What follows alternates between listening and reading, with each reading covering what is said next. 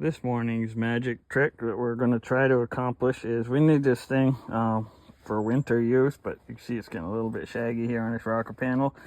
So I've got to patch this. There's a right way to do it, and then there's the way I'm going to do it. So because this rig is whatever 2001 and kind of, well, its life expectancy isn't that great, we just need to get it to hold on. I will replace this. I'll weld in a new rocker panel here, but I'm probably not going to replace all of the rocker panel. In other words, I've got good meat at the very forward end.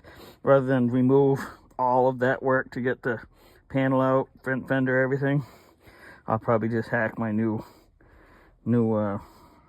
rocker panel in this area and replace what needs replacing over here all the way back. And I've got a complete rocker panel up there that's stem to stern, so I can just cut out what needs to be cut out and then get this thing back in action, hopefully. Okay, so I removed the step and kind of just schwacked with a hammer, so you can see kind of there's not a lot of rocker panel left there, so we're doing some cut them outy now. I got the zip wheel here.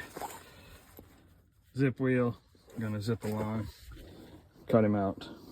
All right, continuing the hack job here. I got the just sitting in there, haven't welded anything up yet, but kind of there. This is all kind of sketchy, but that corner is kind of sketchy, but I'll have to blend that in. That's actually mostly fiberglass because that whole cab corner is gone.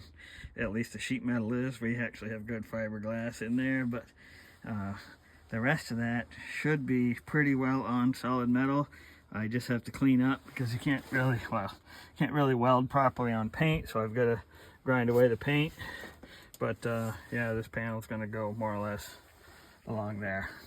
And it says this is a got to take a sticker by the weekend patch.